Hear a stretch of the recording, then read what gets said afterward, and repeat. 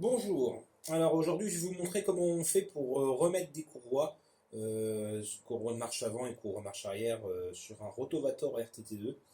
Alors pourquoi juste remettre et pas les enlever?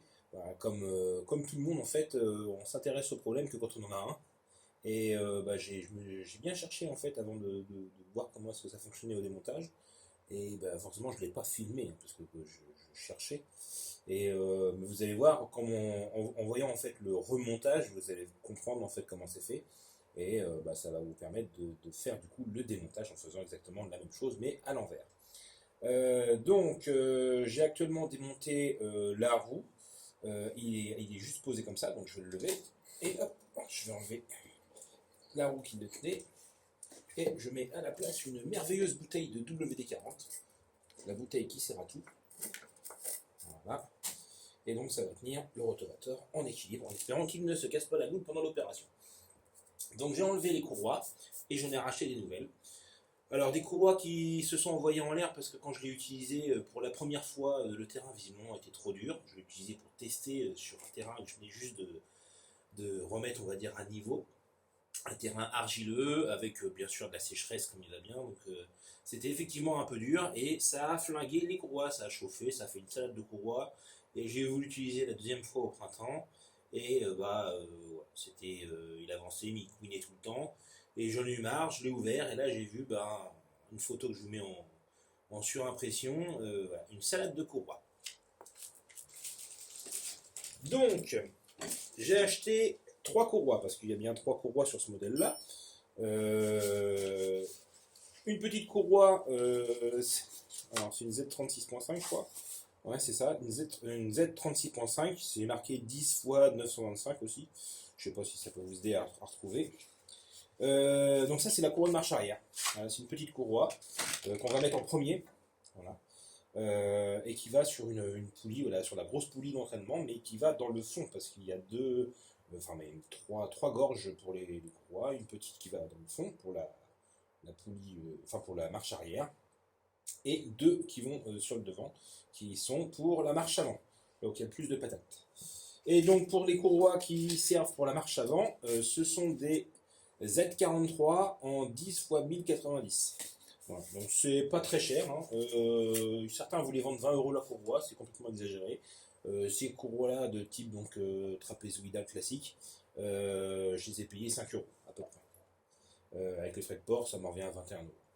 Donc là, on retrouve le galet tendeur. Moi, entre autres, donc ça avait fait de la poussière partout dans le carter. Je l'ai enlevé et le galet tendeur était un petit peu grippé, ce qui fait que ça tendait plus les courroies. Là, j'ai mis du WD-40 à cet axe-là.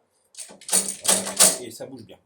Donc normalement vous n'avez pas de réglage à faire sur la chaîne qui va là qui sert à le tendre, c'est la poignée de marche avant ou marche arrière. Et normalement on va dire si ça a bien été réglé lorsque vous l'avez acheté, il n'y a pas de raison que ça soit bougé. Par contre lui effectivement faut qu'il soit bien mobile, quoi. Faut pas que ça coince. Donc première chose à faire, ça va être de placer cette fameuse courroie de marche arrière pour ne pas les confondre. Donc voilà, j'ai laissé emballer les courroies de marche avant et je vais les mettre la poulie que je vais aller chercher tout de suite. Alors, donc, pour pouvoir démonter cette poulie, il a fallu que j'achète une pince à circlip extérieure. Donc, pince standard, 5 balles. Et derrière cette poulie qu'on enlève comme ça en forçant un petit peu une fois qu'on a enlevé le circlip, il y a cette petite clavette là qu'il va falloir mettre pour pouvoir bloquer l'ensemble. Donc, on la met d'abord. Voilà. Alors, bien sûr, elle va avoir tendance à vouloir descendre, c'est pas grave, on va la remettre. On passe la courroie d'abord dedans. Voilà, on la tire un peu. On remet ça sur l'axe. Voilà. Voilà. Et on essaye de remettre la clavette en face du trou. Alors, il faut la mettre dans le bon sens déjà. Parce que c'est ça qui gêne pour mettre la roue. Enfin, pour mettre la poulie. Voilà, je la repose juste comme ça.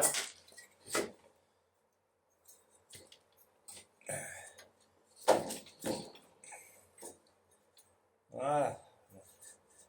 Ça m'a l'air plus ou moins mis. Est-ce que ça tourne pareil?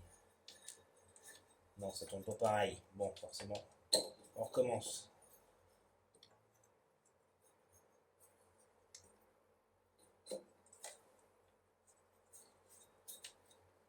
Voilà. Voilà, c'est bon, c'est bon. Ah, c'est mis sans être mis parce que du coup, j'ai pas mis la courroie. Bon, je vais y arriver. Je vais y arriver. Ah, mais on s'improvise pas mécano comme ça, hein. Des fois, on galère. Voilà. Donc, le circlip, il va aller sur la gorge. Et il me semble qu'il y a une rondelle avant. Normalement, il y a une rondelle en plus. Il me semble qu'il va là. Voilà. Et après, on met le circlip. C'est la rondelle qui prend le frottement. Le circlip, il est censé l'empêcher de bouger.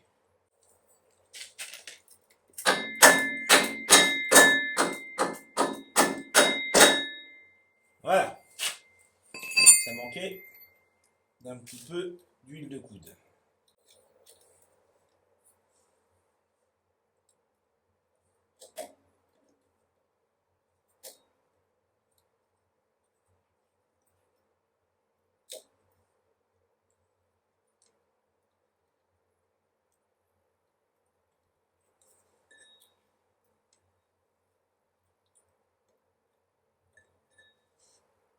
Ah.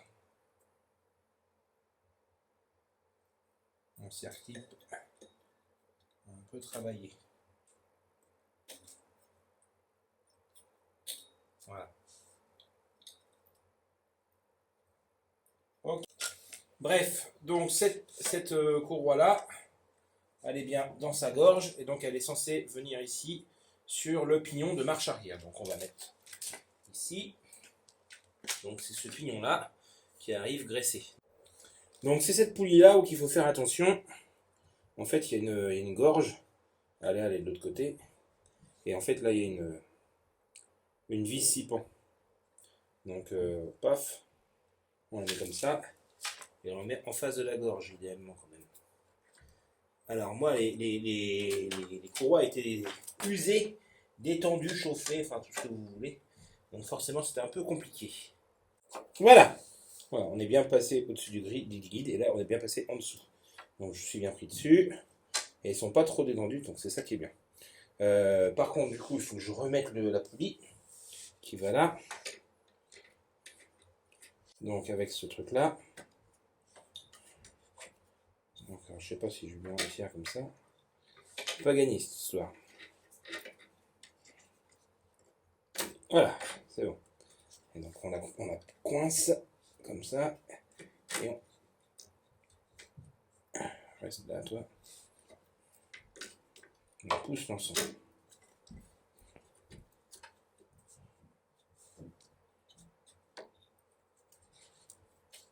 Voilà.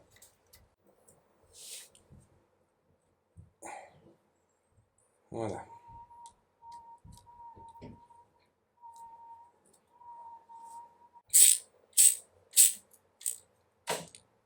Voilà. Donc il y a le petit pignon ici qui va se resserrer pour l'enclenchement de la marche arrière. Et normalement, si j'appuie sur la marche avant, ça marche arrière. Oui, j'oubliais un truc quand même vachement important. Quand on a remis tout ça, on fait tourner ce truc là pour faire apparaître la petite vis. On remet ça quand même bien collé contre l'engrenage pour pas que ça frotte là-dessus et on visse quand même. Ce serait dommage de bousiller des courroies toutes neuves juste parce qu'on a oublié de remettre la petite vis typant qui va bien. Hop. Et donc là, ça risque pas d'aller sur la gauche, ça va pas aller en dessous ni au-dessus grâce à ça. Ce truc là, c'est pareil. En dessous, on ne voit pas, mais il y a la petite barre, rouge. Là, c'est pareil. On a la petite barre rouge. Et en dessous, là, on ne le voit pas. Mais il y a une petite barre rouge aussi qui maintient cette courroie-là.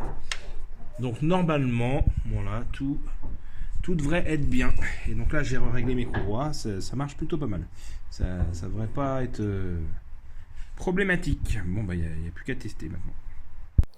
Voilà, donc pour ce qui est de régler les courses, en fait, c'est ici ça se fait. Voilà, donc il va falloir jouer sur les écrous qui sont là et là, en fait, qui vont tendre un ressort à l'intérieur. Voilà, et là aussi, donc c'est en fonction de la marche avant ou marche arrière, c'est la poignée que vous avez là.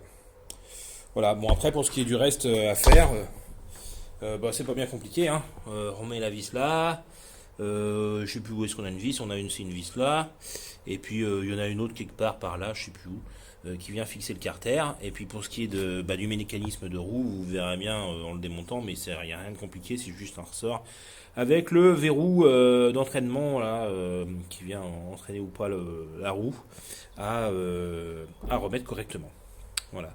Mais voilà, faut juste bien régler la course pour pas avoir à trop abîmer les courroies.